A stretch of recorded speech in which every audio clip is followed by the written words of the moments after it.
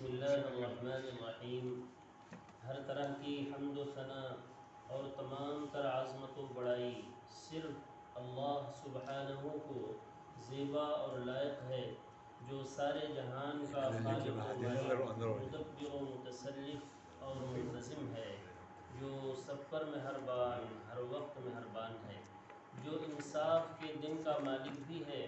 اے اللہ، آپ ہی کی ہم سب عبادت کرتے ہیں اور کرتے رہیں گے، اور آپ ہی سے ہم سب مدد مانگتے ہیں اور مانگتے رہیں گے۔ اے اللہ، ہم سب کو اپنی رضا والی جگہ جنت کا سیدھا اور سچا راستہ دکھا کر اس پر چلا دیجئے، یعنی نبیین، صدیقین، شہداء اور صالحین کے راستے پر، جن پر آپ نے اپنا فضل و انعام فرمایا، جو نہ تو یہود کی طرح عملی کوتاہی کی وجہ سے آپ کے غضب اور غصے کی زد میں آئے، اور نہ ہی نصارہ کی طرح علم کی کمی کی بنا پر راستے سے بھٹکے۔ آمین۔ اے اللہ، ہماری اس دعا کو قبول فرما لیجیے۔ درود و سلام نازل ہو تمام انبیاء کرام پر، خصوصاً آخری نبی محمد صلی اللہ علیہ وآلہ وسلم پر، آپ کی آل اور اصحاب پر۔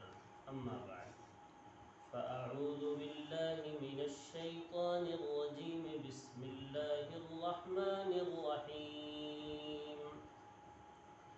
ولا تزر وازرة وزر أخرى وإن تدع مثقلة إلى حملها لا يحمل منه شيء ولو كان ذا قربى إنما تنذر الذين يخشون ربهم بالغيب وأقاموا الصلاة ومن تزكى فإنما يتزكى لنفسه وإلى الله المصير وما يستوي الأعمى والبصير ولا الظلمات ولا النور ولا الظل ولا الحرور وما يستوي الأحياء ولا الأموات إن الله يسمع من يشاء وما أنت بمسمع من في القبور إن أنت إلا نذير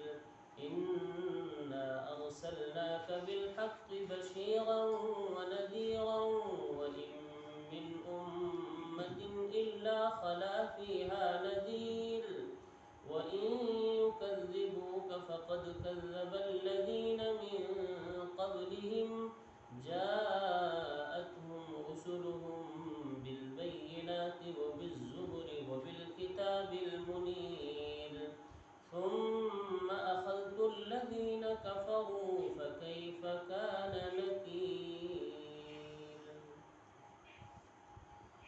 یہ سورہ فاطر، سورہ نمبر 35 کی آیت نمبر 18 سے لے کر 26 تک اللہ رب العزت نے پورے انسانوں کو، تمام انسانوں کو خطاب کرتے ہوئے فرمایا تھا، یا ایھا الناس، اے دنیا کے تمام انسانوں، انتم الفقراء الی اللہ، تم سب کے سب فقیر ہو اللہ کے، لوگوں کے نہیں۔ ہم سب فقیر ہیں بھائی، لیکن کس کے فقیر ہیں؟ اللہ کے فقیر ہیں۔ فقراء الی اللہ، تم سب محتاج ہو سراپا اللہ کے۔ ظاہر سی بات ہے، ہم اپنے ہر اٹھک بیٹھک میں، اپنے وجود میں، اپنی بقا میں کس کے محتاج ہیں؟ اللہ کے محتاج ہیں۔ اللہ کے بغیر نہ تو ہمارا وجود، نہ ہماری بقا، نہ ہماری صحت، کوئی چیز اللہ کے بغیر نہیں۔ تو ہم سراپا ہر وقت، ہر لمحہ اللہ کے محتاج ہیں، بلکہ ہر مخلوق اللہ کی محتاج ہے ہر وقت۔ الفقراء الی اللہ، اور اللہ کا حال کیا ہے؟ واللہ هو الغنی، اللہ مستغنی ہے، غنی ہے، بے پرواہ ہے، اسے کسی بھی مخلوق کی کسی بھی لمحہ کوئی ضرورت نہیں ہے۔ یہ اللہ کی شان ہے، اور مخلوق کو ہر لمحہ اللہ کی ضرورت ہے۔ اپنے وجود ہی میں وہ اللہ کا محتاج۔ اللہ اگر وجود نہ دیتے تو وہ موجود نہ ہوتا۔ الحمید، کوئی تعریف اللہ کی کرے نہ کرے، اللہ قابل تعریف ہی ہے۔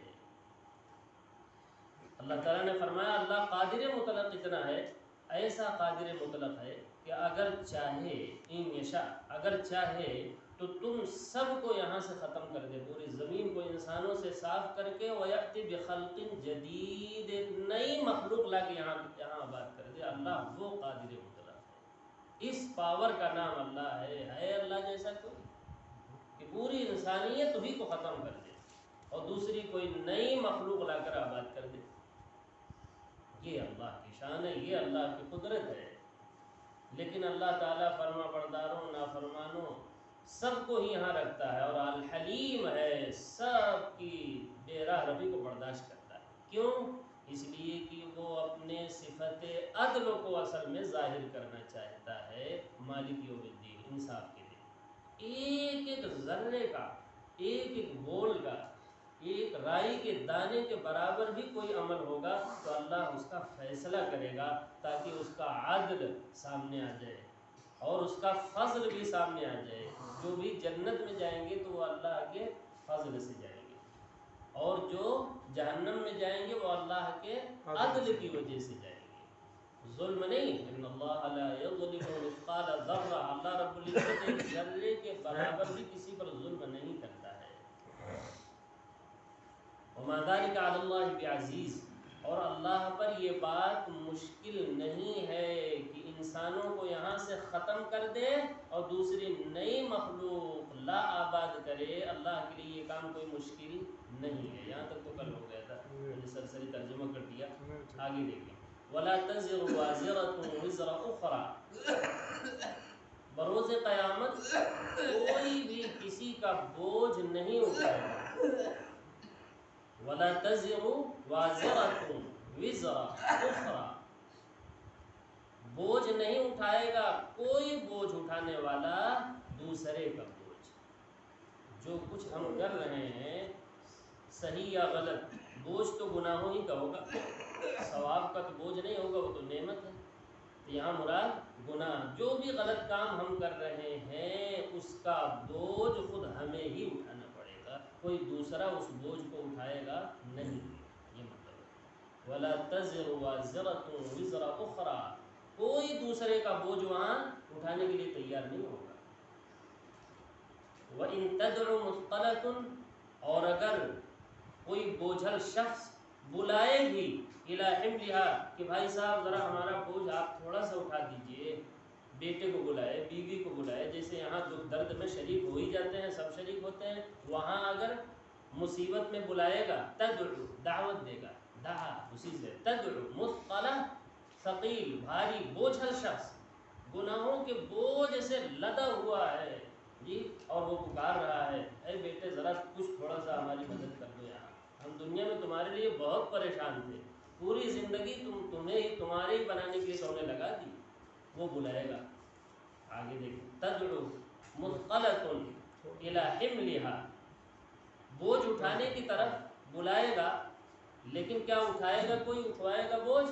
آگے دیکھیے، لا یحمل منہ شیء، ایک ذرہ بھر بھی کوئی کسی کا بوجھ نہیں اٹھائے گا، ولو کان ذا قربا، اگرچہ قریب سے قریب رشتہ دار ہی کیوں نہ ہو، بیوی ہی کیوں نہ ہو، بیٹا ہی کیوں نہ ہو، جس کے لیے سب کچھ کرتا تھا دنیا میں، جائز ناجائز سب، وہ بھی کسی کا بوجھ اٹھائے گا نہیں۔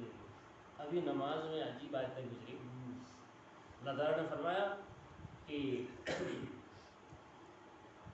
کوئی دوست کسی کے ذرہ بھر بھی کام نہیں آئے گا، یبصرونہم، سب نگاہوں سے دیکھ رہے ہوں گے کہ کیا بری حالت ہے ہمارے دوست کی، لیکن کام نہیں ہے۔ ولا یسأل حمیم حمیما، ایک دوست، جگری دوست جو دنیا میں جدا نہیں ہوتا تھا، ایسا دوست وہ بھی جو ہے ہاتھ جھاڑ کے نکل جائے گا۔ ولا یسأل حمیم حمیما یبصرونہم، دیکھ رہے ہوں گے کہ دوست پریشان ہے لیکن قریب بھی نہیں جائیں گے۔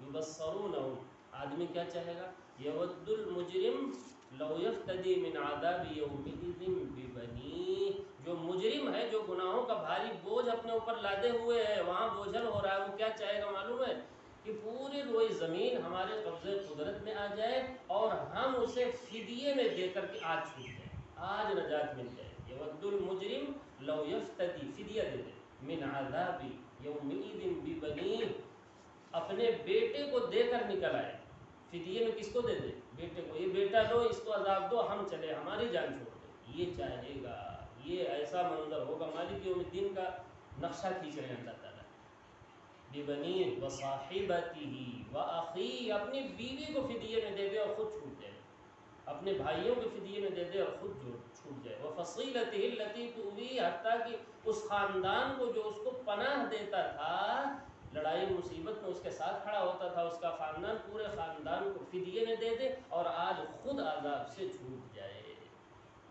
اللہ نے کہا کلا، ہرگز ایسا نہیں ہوگا، جو گناہ کر کے جو آیا ہے اس کو پکڑا ہی جائے گا، کوئی کسی کا کام نہیں آئے گا۔ اللہ، وہی مضامین ہے یہ بھی۔ فرمایا وَلَوْ كَانَ ذَا قُرْبَى، یہ قربہ کی تفسیر ہم نے وہاں سے کر دی الحمدللہ۔ وَلَوْ كَانَ ذَا قُرْبَى، اگرچہ قریب سے قریب رشتہ دار ہی کیوں نہ ہو، بیٹا ہو، بیوی ہو، بھائی ہو، خاندان ہو، لیکن ذرا بھی ہمارا بوجھ وہاں اٹھائیں گے نہیں بھائی، جو کچھ ہم کر رہے ہیں اس کا بوجھ ہمیں ہی اٹھانا ہے، لہذا سوچ سمجھ کے عمل کرے کہ ہم کیا کر رہے ہیں، اس کا بدلہ بھی ہے، اور بدلہ ایسی ذات دینے والی ہے جس کے سامنے مجال نہیں ہوگی کسی پیغمبر کی، فرشتوں کی آواز نکال دیں، لا یتکلمون الا من اذن له الرحمن، رحمان سے کلام نہ کر سکیں گے بغیر اجازت کے، اور جب جتنے کی اجازت ہوگی اتنا ہی بولیں گے، اس کے علاوہ کوئی بول بھی نہیں سکتا۔ اچھا، انما تنذر الذین، اے پیغمبر محمد صلی اللہ علیہ وسلم، آپ یہاں دنیا میں، غیب کی دنیا میں صرف اسے ڈرا سکتے ہیں جو اپنے رب سے غیب میں رہتے ہوئے، اس دنیا میں رہتے ہوئے ڈر گیا، جو اپنے رب کو کچھ پہچان لیا ہو نا، آپ اسی کو اس قرآن کے ذریعے سے ڈرا سکتے ہیں، اور کسی کو آپ ڈرا نہیں سکتے ہیں۔ وہی ڈرے گا جو اپنے رب کو کچھ پہچانتا بھی ہو، اپنے رب کی عظمت جانتا ہو غیب میں رہتے ہوئے، یہی پہچاننا تو اصل ہے، آگے تو سب پہچانیں گے، سب سجدے میں گر جائیں گے۔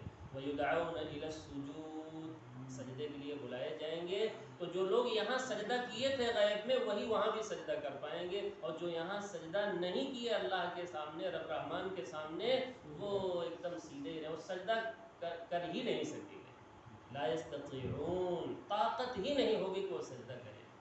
اصل سجدہ تو یہاں غیب میں رہتے ہوئے ہے بھائی، وہاں تو سارے لوگ دوڑ پڑیں گے، وہاں تو سب نفسی نفسی کے عالم ہوں گے، ایک ہی طاقت نظر آ رہی ہے، تو سارے لوگ اسی کو سجدہ کرنے دوڑیں گے۔ فلا یستطیعون، سورہ قلم ہے، پارہ 29 ہے، اللہ نے کہا طاقت نہیں رکھیں گے۔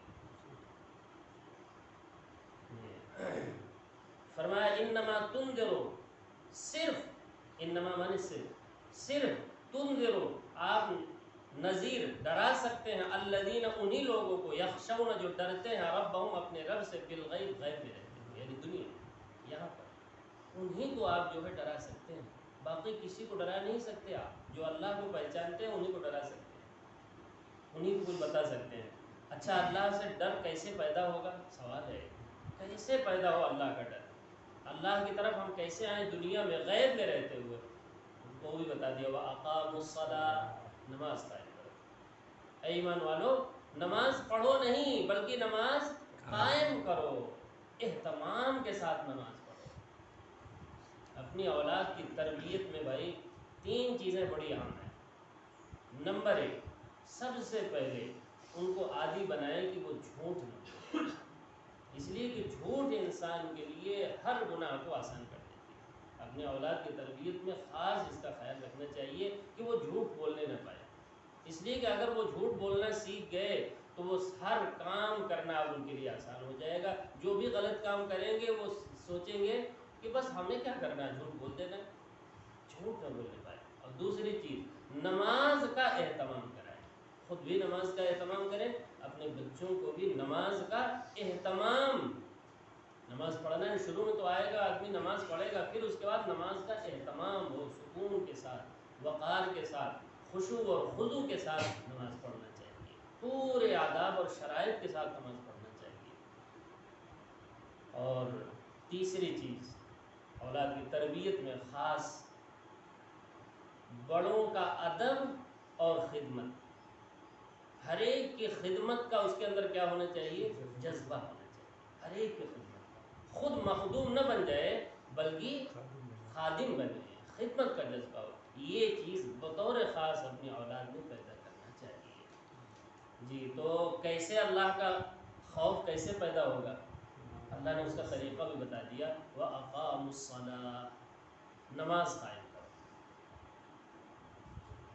آگے تیسری چیز، وَمَن تَزَكَّىٰ فَإِنَّمَا يَتَزَكَّىٰ لِنَفْسِهِ، اور جو شخص پاک ہو رہا ہے، اپنے آپ کو یہاں پاک کر رہا ہے شرک سے، بدعات سے، رسم سے، رواج سے، خرافات سے، گناہوں سے پاک کر رہا ہے، تو وہ کس کا اللہ پر احسان کر رہا ہے؟ وہ نہیں، فَإِنَّمَا يَتَزَكَّىٰ لِنَفْسِهِ، تو وہ اپنے لیے سب کر رہا ہے، اپنے نفع کے لیے سب کر رہا ہے۔ جو آدمی بھی شرک سے، بت پرستی سے، تمام چیزوں سے اپنے آپ کو پاک کر رہا ہے، تو وہ کس کے لیے کر رہا ہے؟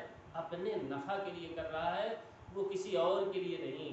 اس لیے کہ جو کچھ بھی یہاں کر رہا ہے اس کو ہی اس کا بدلہ ملنا ہے، چاہے اچھا کرے بھائی چاہے برا کرے، کوئی دوسرا اس کا بوجھ بھی نہیں اٹھائے گا، اور جو کچھ اس نے بہترین کام کیے ہیں اس کا بدلہ بھی خود اسی کو ملنے والا ہے، اسی کو اس کا فائدہ ہونے والا ہے۔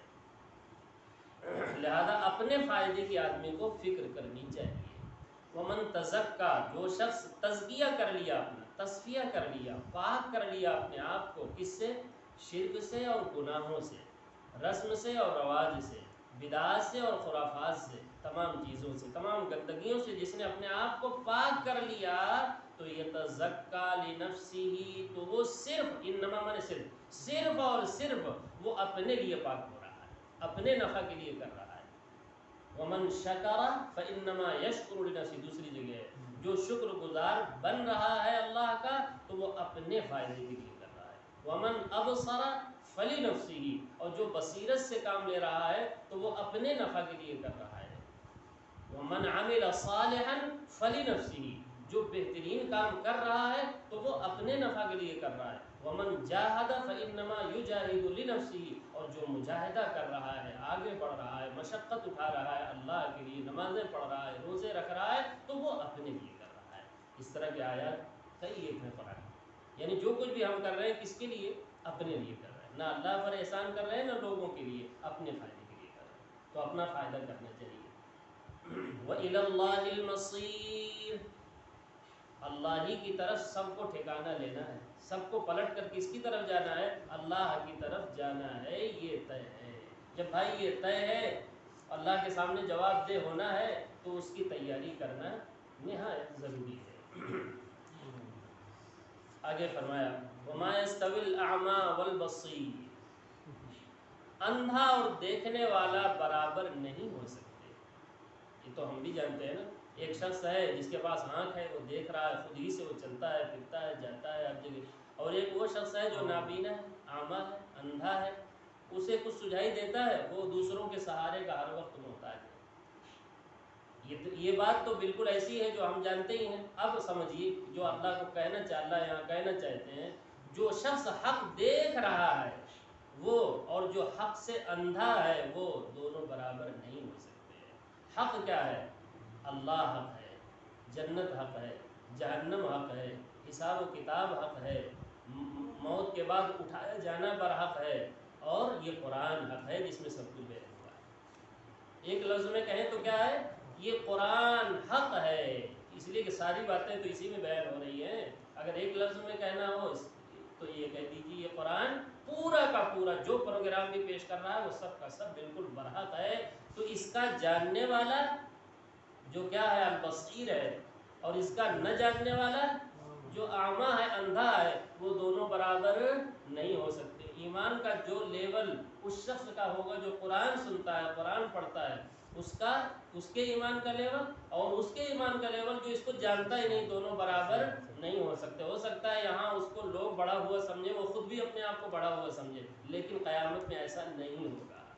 قیامت میں تو ایمان اسی کا جو ہے معتبر ہوگا جس کا اس کے مطابق ہوگا، اس کے مطابق۔ وَمَا يَسْتَوِي الْأَعْمَى وَالْبَصِيرُ، اعمیٰ اور بصیر، دیکھنے والا، حق کو جاننے والا، حق کو نہ جاننے والے، دونوں برابر نہیں ہو سکتے۔ جیسے اندھا اور نابینا، اندھا اور دیکھنے والا برابر نہیں۔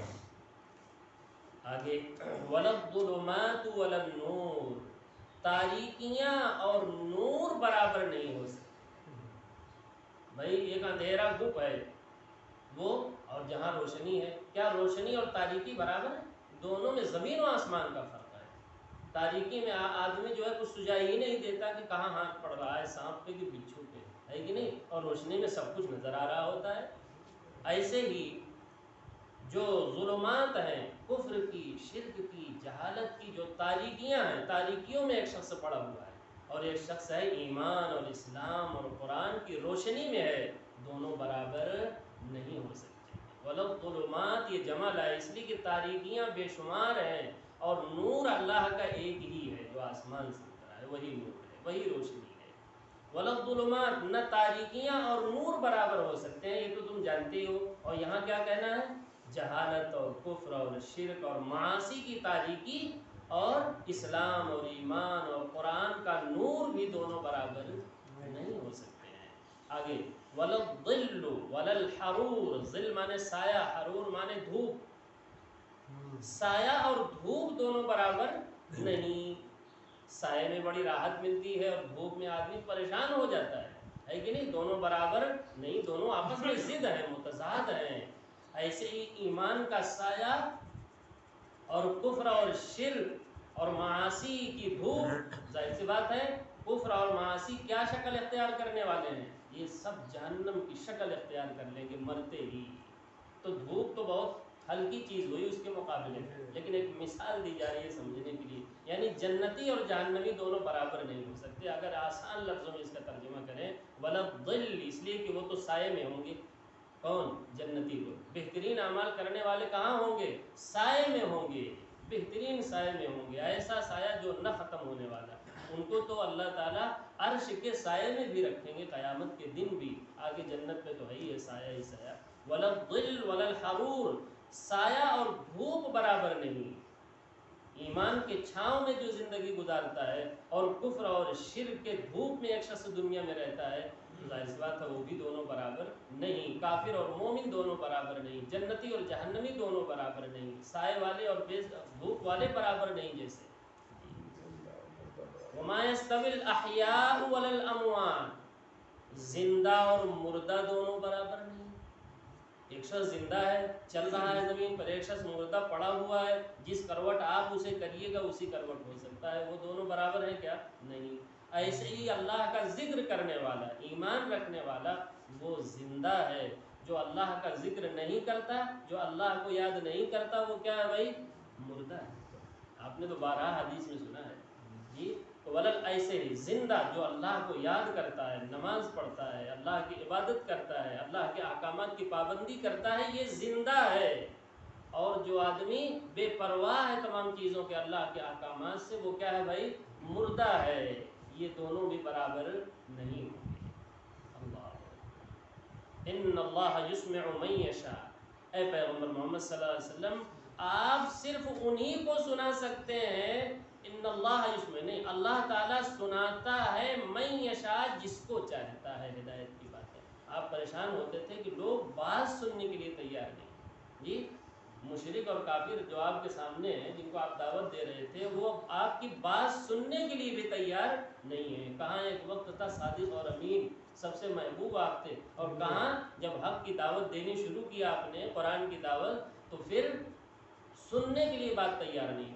تو اللہ تعالیٰ تسلی دے رہے ہیں کہ دیکھو ان اللہ یسمع من یشاء، جسے اللہ چاہے گا وہی سنے گا، جس کو اللہ توفیق دے گا سننے کی آپ کی بات وہی سنیں گے، سب نہیں سنیں گے۔ لہذا بے فکر رہیں، آپ اپنا کام کرتے رہیں، سناتے رہیں، ایک سنیں، دو سنیں، اس سے پرواہ نہیں ہے کہ بھیڑ ہو، بھیڑ تو آئے گی ہی نہیں۔ حق قبول کرنے والے کتنے ہوتے ہیں؟ ہمیشہ تھوڑے ہوتے ہیں، وہ زیادہ ہوتے ہی نہیں۔ بھیڑ باطل پر جمع ہوتی، حق پر نہیں جمع ہوتی۔ پورا قرآن اس مضمون سے بھرا ہوا ہے، آپ بے شمار آیتیں سن چکے ہیں۔ 8ویں پارے میں ایک آیت سنی لیجیے دوبارہ، وَإِن تُطِعْ أَكْثَرَ مَنْ فِي الْأَرْضِ يُضِلُّوكَ عَنْ سَبِيلِ اللَّهِ، اے پیغمبر اگر آپ اطاعت کریں گے اکثریت کی، کہ حق وہ ہے، اس نظریے سے چلیں گے کہ حق وہ ہے جہاں اکثریت ہے، تو اب آپ راستے سے بھٹک جائیں گے۔ کیا کہا جا رہا ہے؟ اگر اکثریت پر گئے تو راستے سے بھٹک گئے. اکثریت تو ہمیشہ گمراہی ہی پر ہوتی ہے. حق قبول کرنے والے ہر زمانے میں بہت تھوڑے ہوتے ہیں. 950 برس کی مدت میں کتنے لوگ آئے تھے؟ 80-85، بلکہ اور کم. بعض لوگوں نے 40 ہی لکھا ہے. اللہ اکبر. ہر زمانے میں یہی حال رہا ہے. قلیلا ما تذکرون، بہت کم ہے جو نصیحت حاصل کرتے ہیں. قلیلا ما تؤمنون، بہت کم ہے جو ایمان لاتے ہیں صحیح معنی میں. قلیلا ما تشکرون، بہت کم ہے جو شکر گزار ہوتے ہیں. فرمایا ان اللہ، بے شک اللہ، یسمع، سنا سکتا ہے جس کو چاہے. جس کو اللہ توفیق دے گا وہ پیغمبر آپ کی بات سنے گا. آپ بہت زیادہ فکر مند نہ ہوں، آپ اپنا کام بس کرتے رہیں، سنانے کا کام کرتے رہیں، تبلیغ کرتے رہیں. وما انت بمسمع من فی القبور، اے پیغمبر آپ جو قبروں میں ہیں انہیں سنا سکتے ہیں؟ بھائی قبروں میں جو لوگ دفن ہو گئے ہیں ان کو جا کر کوئی بھی آدمی اس کو سنا سکتا ہے؟ نہیں سنا سکتا ہے. ان کے سینوں میں جو دل ہے نا وہ مردہ ہے، گویا قبرستان میں دفن ہو گیا ہے ان کا دل، گناہ کرتے کرتے، اور اتنا زنگالود ہو گیا ہے ان کا دل کہ وہ ایک دم کیا ہو گیا ہے بھائی، مردہ دل ہو چکے ہیں. جیسے قبرستان کے مردوں کو نہیں سنا سکتے ہیں، ویسے یہ جو چلتے پھرتے مردے ہیں جو اللہ کو یاد نہیں کرتے ان کو بھی آپ سنا نہیں سکتے. اللہ نے ان کو کس سے تعبیر کیا؟ قبرستان کے مردوں سے. جو اللہ کی یاد نہ کرے وہ بھی مردہ ہی ہے. ایسے لوگ کیا سنا سکتے ہیں؟ وہ سنیں گے ہی نہیں. سنیں گے بھی تو ان کے دل پر کچھ اثر نہیں ہونا ہے. اللہ اکبر. قرآن عجیب انداز میں گفتگو کرتا ہے. اچھا، ان انت الا نذیر، آپ کا کام صرف ڈرا دینا ہے، ہوشیار کر دینا ہے، ہدایت پر لانا آپ کا کام نہیں ہے. آپ کا کام کیا ہے؟ لوگوں کو اللہ کے پروگرام سے ہوشیار کر دینا ہے، اللہ کے پلان سے باخبر کر دینا ہے. ان انت، نہیں ہے آپ، الا مگر، نذیر، صرف ڈرانے والے. آپ کا کام صرف ڈرانا ہے، بتانا ہے، سمجھانا ہے، ہدایت دینا، راستے پر چلانا، یہ آپ کا کام نہیں ہے. انا ارسلناک بالحق بشیرا ونذیرا، بے شک ہم نے آپ کو بھیجا، ہم نے آپ کو رسول بنایا ہے، کسی اور نے نہیں. ہم نے آپ کو رسول بنایا ہے اور آپ بالکل برحق ہیں، بالحق، اور آپ کو حق دے کر خوشخبری دینے کے لیے اور ڈرانے کے لیے ہم نے آپ کو رسول بنایا ہے. بالحق، حق کے ساتھ آپ مبعوث ہوئے. وہ حق کیا ہے بھائی؟ وہ حق یہ قرآن ہے. آپ کس چیز کو لے کر آئے؟ قرآن. ایک آیت پھر سننے، بہت اہم آیت ہے، سورۃ الانعام کی. اللہ تعالیٰ نے فرمایا وَأُوحِيَ إِلَيَّ هَذَا الْقُرْآنَ لِأُنذِرَكُمْ بِهِ وَمَنْ بَلَغَ، میری طرف یہ قرآن اس لیے وحی کیا گیا ہے کہ اے لوگوں، تاکہ میں تمہیں بھی ڈراؤں اور ان لوگوں کو بھی اس قرآن سے ڈراؤں جس تک یہ قرآن پہنچ جائے. صحابہ کرام جو ڈائریکٹ مخاطب ہیں ان کو بھی آپ ڈرا رہے تھے، اور ساتھ کس کو ڈرا رہے ہیں اس قرآن کے ذریعے سے؟ ان تمام قیامت تک آنے والے لوگوں کو آپ ہی ڈرا رہے ہیں جن تک یہ قرآن پہنچے. جب پہنچ جائے تو اب کون ڈرا رہا ہے اس سے؟ اللہ کے رسول کہہ رہے ہیں میں ڈرا رہا ہوں، یہ میری باتیں ہیں، یہ اللہ نے کس پر نازل کی؟ مجھ پر نازل کی ہیں. یہ سمجھو کہ اللہ کے نبی ہی ہمیں بھی ڈرا رہے ہیں. یہ تو بیچ میں وہ ایک واسطہ ہے جو تمہاری زبان میں ترجمہ کر رہا ہے، ورنہ ڈرا کون رہا ہے تمہیں؟ قرآن کے ذریعے سے اللہ کے نبی کہہ رہے ہیں میں ڈرا رہا ہوں. بہت اہم آیت ہے، قرآن سے دلچسپی بڑھانے کے لیے بہترین آیت ہے. سوچے کوئی، انا ارسلناک بالحق بشیرا، بے شک ہم نے آپ کو حق کے ساتھ بھیجا ہے رسول بنا کر. کس لیے بھیجا ہے بھائی؟ بشیرن، تاکہ بہترین عمل کرنے والوں کو جنت کی خوشخبری دے دیں، ونذیرن، اور برے کام کرنے والوں کو آپ ہوشیار کر دیں، ڈرا دیں کہ آگے جہنم ہے، اگر نہیں مانو گے تو یہی ہے. بشیرن کس کے لیے؟ جو مان لے بات کو، اور نذیرن کس کے لیے؟ جو بات کو نہیں مان رہے. وَإِن مِّنْ أُمَّةٍ إِلَّا خَلَا فِيهَا نَذِيرٌ، جتنی بھی امتیں گزری ہیں سب میں ہم نے ڈرانے والا بھیجا. جتنی بھی آپ سے پہلے بھی امتیں گزری ہیں، جتنی بھی امتیں گزری ہیں، خلا، اس کے اندر ایک نذیر، ایک ڈرانے والا، ہوشیار کرنے والا ہم نے وہاں بھیجا ہے ہر زمانے میں. اور اب جو ہے کیا بھیجا ہے اللہ نے؟ اب یہ قرآن ہے. اب نبیوں کے قائم مقام کون سی چیز ہے بھائی؟ کس سے لوگ ڈریں گے؟ اس قرآن سے۔ اسی کو تو آپ نے فرمایا کہ میں ان کو بھی ڈرا رہا ہوں، میں ہی ڈرا رہا ہوں ان کو جس تک یہ قرآن پہنچ رہا ہے، میں ہی ان سے مخاطب ہوں۔ اچھا، وَإِن يُكَذِّبُوكَ اے پیغمبر، یہ آپ کو جھٹلاتے ہیں؟ اگر یہ آپ کو جھٹلا رہے ہیں تو کوئی نئی بات نہیں ہے۔ فَقَدْ كَذَّبَ الَّذِينَ مِن قَبْلِهِمْ، آپ سے پہلے بھی جتنی امتیں آئیں، جتنے پیغمبر آئے، ان امتوں نے اپنے اپنے پیغمبروں کو بھی جھٹلایا ہے، لہذا ان کو جھٹلانے دیجیے، آپ اپنا کام کرتے رہیے۔ جاءتہم رسلہم بالبینات، ان کے رسول بالبینات جبکہ معجزات لے کر آئے تھے، واضح دلائل لے کر آئے تھے، کھلی دھلی باتیں لے کر آئے تھے۔ بینات مانے صاف ستھری باتیں، بینات مانے معجزات، معجزہ لے کر آئے تھے بڑے زبردست۔ موسیٰ علیہ السلام عصا، کیسا زبردست عصا تھا، پورے میدان کو ایک لقمے میں صاف کر دیا، پھر بھی فرعون اور فرعونی ایمان نہیں لائے۔ بالبینات معجزات لے کر آئے تھے، وبالزبر صحیفے لے کر آئے تھے، وبالکتاب المنیر اور روشن کتاب ہم نے بھیجا تھا نبیوں پر۔ آپ سے پہلے 3 کتابیں زبردست نازل کر دی، صحیفے نازل کیے، صحف ابراہیم کے صحیفے، لیکن پھر بھی لوگ ایمان نہیں لائے، بہت کم لوگ ایمان لائے۔ پھر کیا ہوا جب ایمان نہیں لائے تو ثم اخذت الذین کفروا، پھر میں نے پکڑا ان لوگوں کو جنہوں نے کفر کیا، اور جس سے قرآن پورا بھرا ہوا ہے کیسے پکڑا ہے اس کی تفصیل جگہ جگہ آ چکی ہے۔ پھر ہم نے ان کو پکڑا، فَكُلًّا أَخَذْنَا بِذَنبِهِ، ہم نے ہر ایک کو پکڑا، فَمِنْهُمْ مَنْ خَسَفْنَا بِهِ الْأَرْضَ وَمِنْهُمْ مَنْ أَغْرَقْنَا، کسی کو زمین میں دھسا دیا، کسی کو غرقاب کر دیا، کسی پر صیحہ اور چیخ آ گئی، کسی پر زلزلہ آ گیا، کسی پر جو ہے پتھروں کی بارش کر دی ہم نے۔ اخذت الذین کفروا، کافروں کو ہم نے کیا کیا؟ پکڑا، دبوچ لیا ہم نے نبیوں کی بات نہ ماننے کی وجہ سے۔ تو کوئی بات نہیں، جب مدت پوری ہو جائے گی تو انہیں بھی ہم پکڑیں گے۔ چنانچہ غزوہ بدر میں اللہ رب العزت نے انہیں بھی پکڑا اور فرشتوں کو نازل فرما دیا۔ فَكَيْفَ كَانَ نَكِيرٌ، تو اے پیغمبر میری پکڑ کا کیا حال ہوا، میرے انکار کا، نکیر مانے انکار، نکیری میرے انکار کا انجام کیا ہوا، وہ جگہ جگہ بیان ہو چکا ہے۔ وہی انجام پھر جو بات آپ کی نہیں مان رہے ہیں ان کے ساتھ بھی ہوگا۔ اللہ تعالیٰ سے دعا ہے کہ قرآنی باتوں کو پوری توجہ کے ساتھ، عظمت کے ساتھ، محبت کے ساتھ سننے کی، سمجھنے کی، اور پھر اس پر اخلاص کے ساتھ عمل کر کے توفیق عطا فرمائے۔ جب تک زندہ رکھے صحیح ایمان، صحیح اسلام پر زندہ رکھے، جب موت آئے تو صحیح ایمان، صحیح اسلام پر موت آئے۔ ربنا تقبل منا انك انت السميع العليم وتب علينا انك انت التواب الرحيم۔ سبحانك اللهم وبحمدك اشهد ان لا اله الا انت استغفرك واتوب اليك۔